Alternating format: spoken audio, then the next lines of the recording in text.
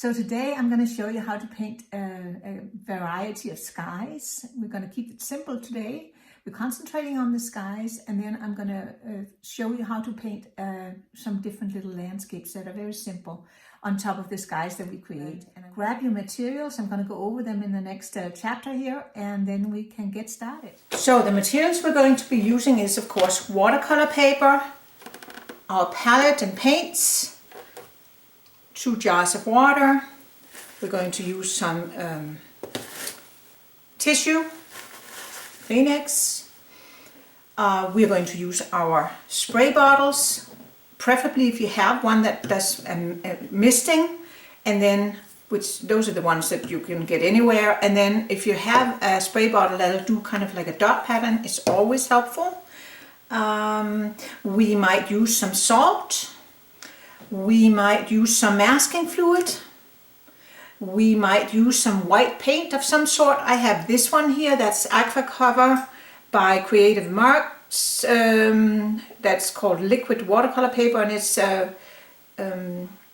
designed to cover Arches bright white paper, which is what I paint on. But don't worry about it, any kind of a white watercolor paint you have, or gouache, or water-soluble ink, or if you don't have any, that's also fine, because you can get the same result or similar result with using the masking fluid.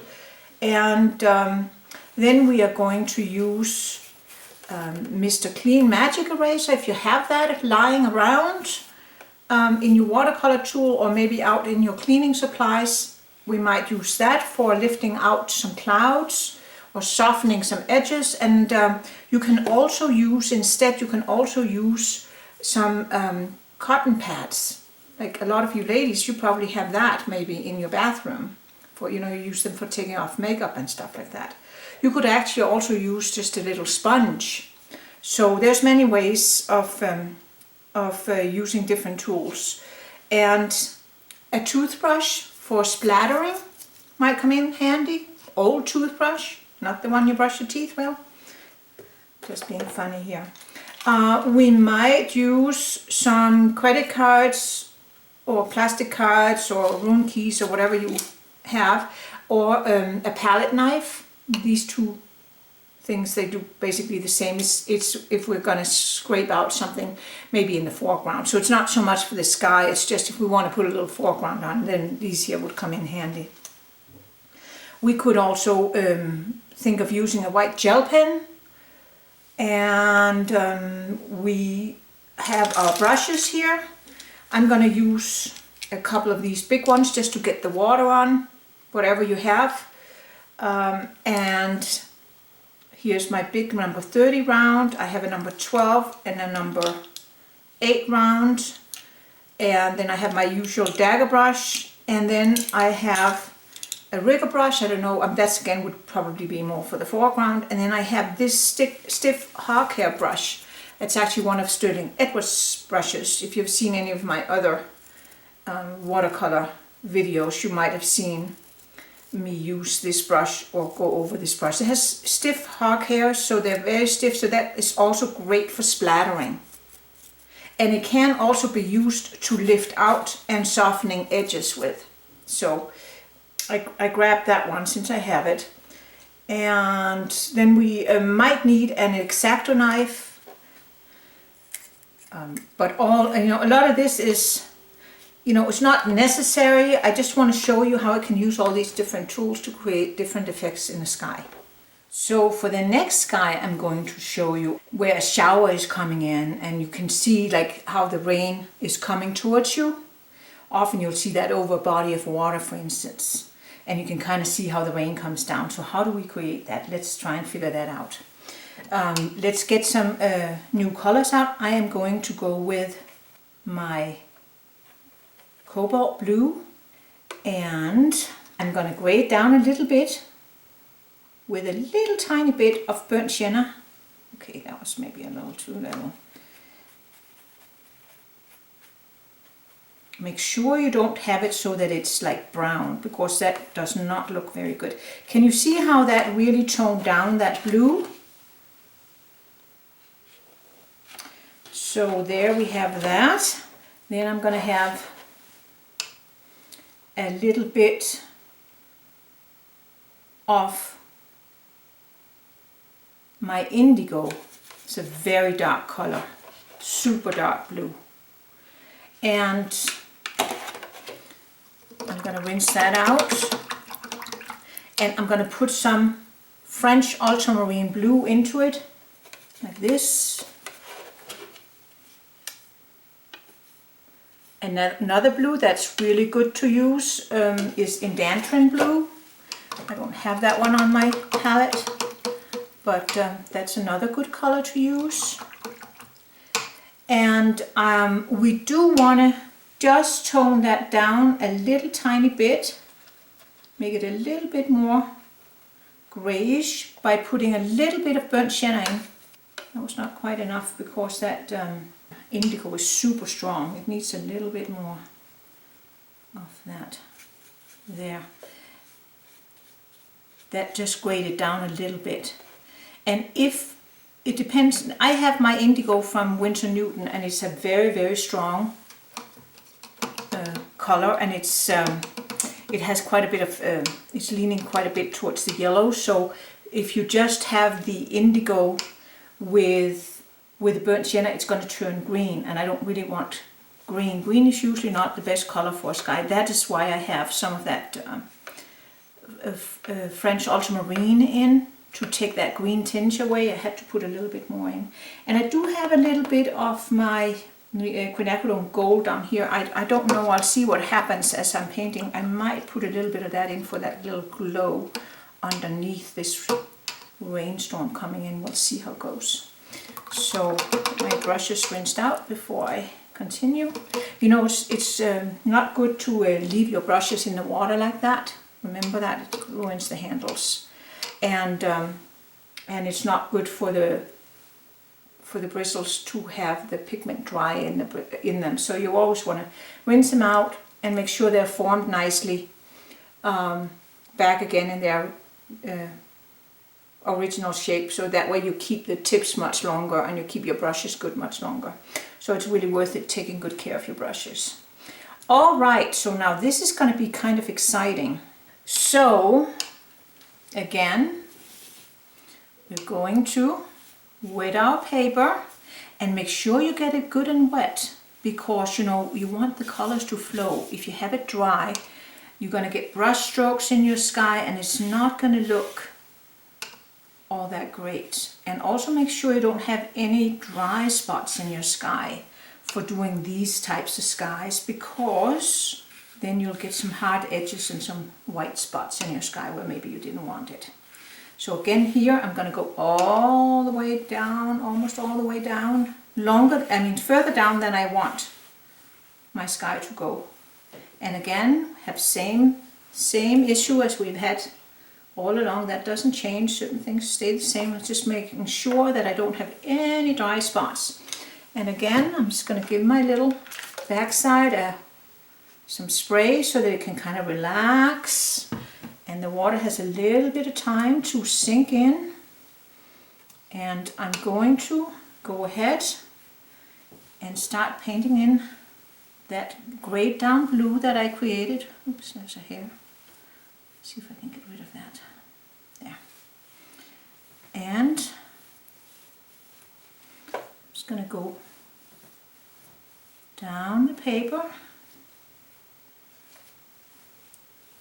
with this blue, like that. And I am going to put a little bit of that yellow glow in, and I'm going to use my smaller brush for that. So I'm going to go down here and get just a little bit of that yellow glow. Rinse it out. Don't want it too strong. Just like to have that little glow. I think that could be pretty. There. And it's not turning green, so that's good, because I really don't want that. Okie dokie, so now comes the exciting part. So now I'm going to take, and that's pretty thick paint.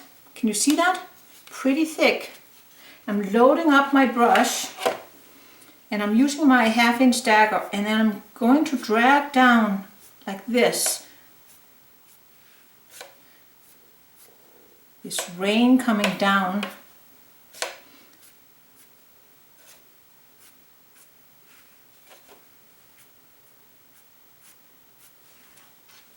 Like that. Can add a little bit more.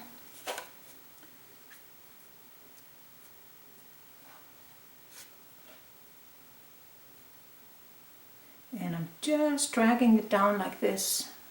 Hope you can see it.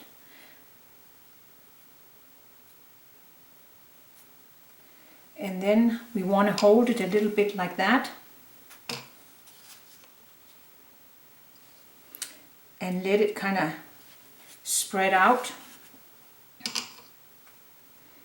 Not so happy with just that one there. It was a little too there. And then I'm just going to have to let it be. Grab a tissue and just wipe my board here. And just make sure I don't have any runbacks here on the edges. And there. Can you see how that looks like the rain that's coming in? And I'm going to have to let that dry. So I'm going to put that over on my drying station. What I do when I put them over to dry, I actually take a couple of pieces of my paper towel. I use the Viva original paper towel, and then what I do is I just gently put it on here and let it dry. That way it dries pretty nice and flat. So here's our rainy landscape with the sky and the little light there, and let's finish that in a very simple manner. So I have some puddles here. There's some of the indigo, I have some of the cobalt blue, here's a dirtied up indigo, and I think I need to grab some more of my burnt sienna, and I'm going to grab a little bit of yellow, and I'm going to go with the transparent yellow up here.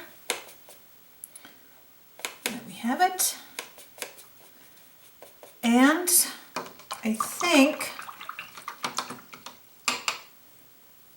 I need a little bit of my French ultramarine blue. Let's just see what we can do here. We want to do just a quick landscape. We don't want to go crazy here, so I'm going to go and just put some water on.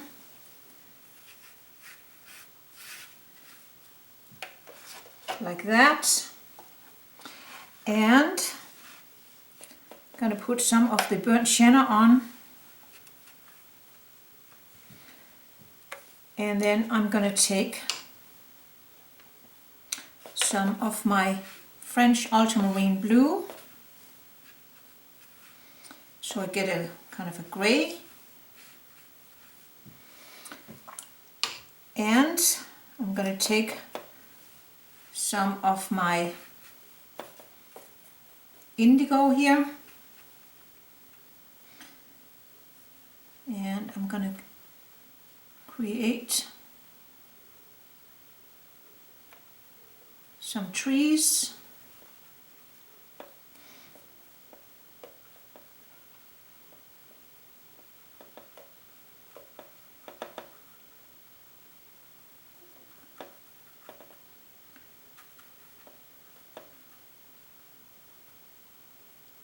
There.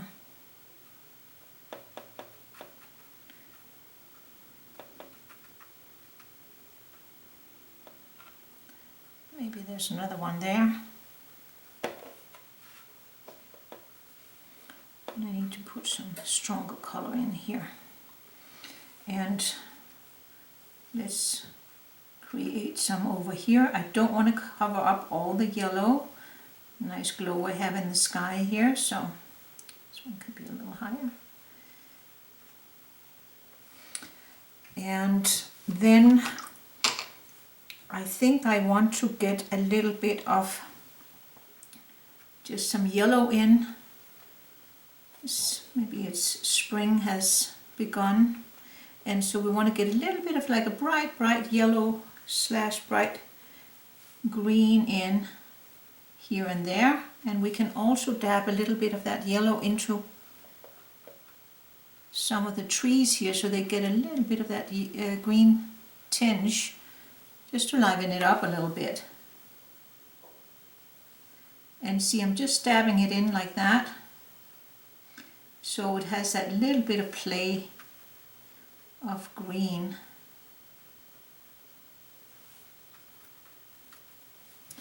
And some more of that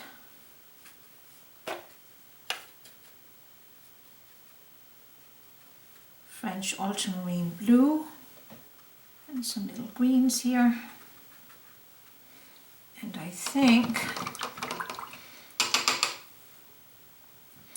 just gonna get a little bit more of the yellow, because I like that. I think that livened it up a lot.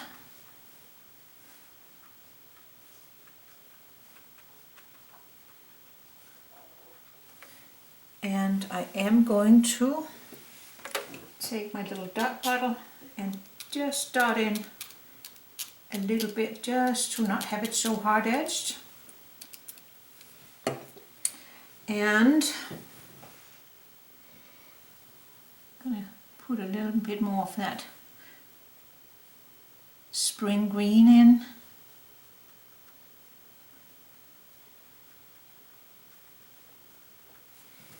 And it'll be fun to have a little bit more, just that plain yellow here and there.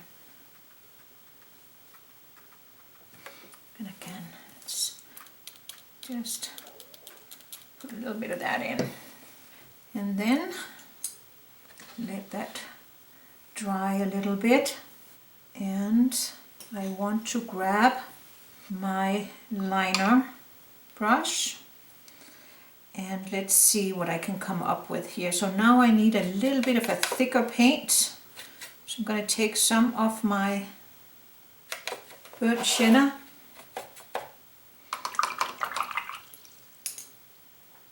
and I'm going to take some of my French ultramarine blue.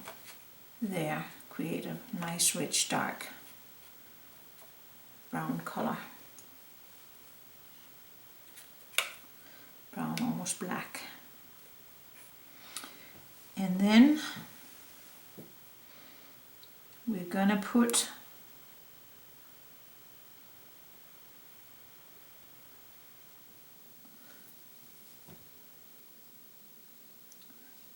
some trees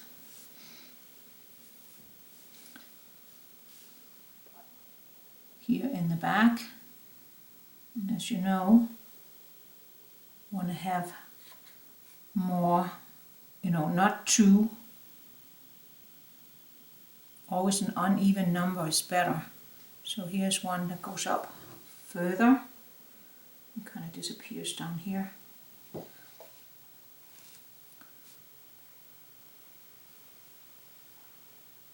This also disappears down here. And then I want one more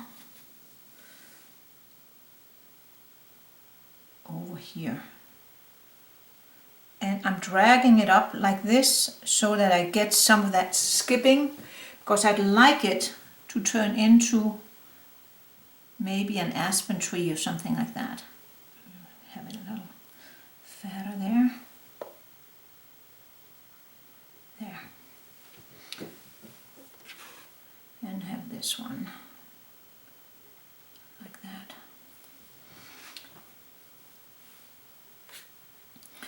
And I'm gonna then also have maybe some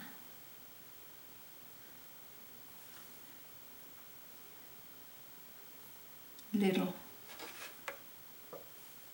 twigs and stuff sticking up here and there, just to kind of add to the feel. And I'm going to give a little bit of a mist here so I can get some of these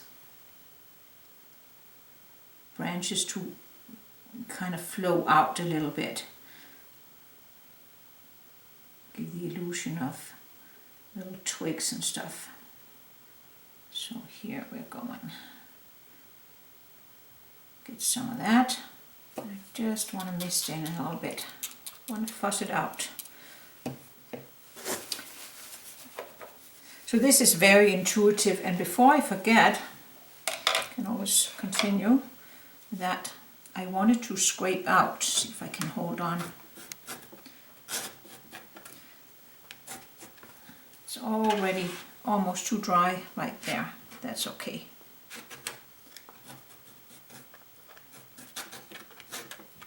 And then over here,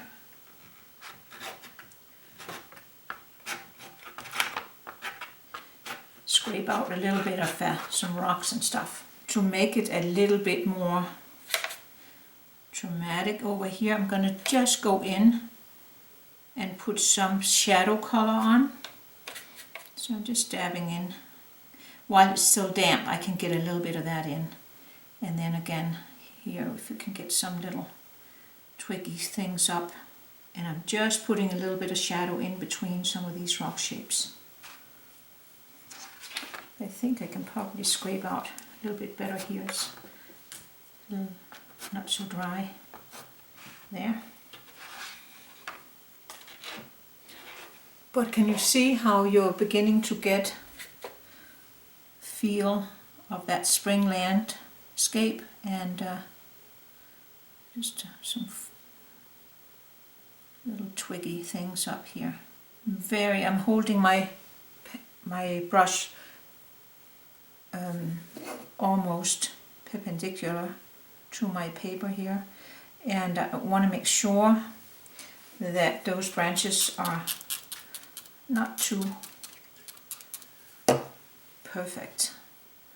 You know, I'm not a fan of perfection in landscapes and anything natural. You want to have a little bit of a random pattern going, and it's surprising how hard that actually is. And wiggle them. This one there, I didn't really care for that one. Let's take it away. I'm just going to go in here on this side of this tree and just put a little bit of a light shadow color on. So I'm just dipping into this kind of muted blue, and the same over here. There. I think it's pretty good. Don't want to overdo it. And then the last thing we can do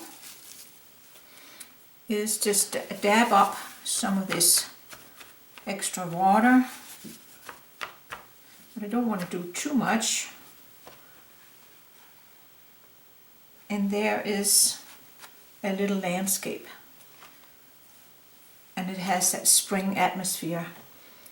And I think it would maybe be really, really nice if we take and just splatter a little bit. Again, I don't want to overdo it. There. And then I'm going to take my and just dab some of them a little bit, so they're not too prominent, just a little bit, to add to the texture and the atmosphere of this painting. And I'm going to call that done. So that concludes our lesson today on painting skies in watercolor. And in the meantime, wishing you happy painting, stay creative, stay positive, and I'll see you soon.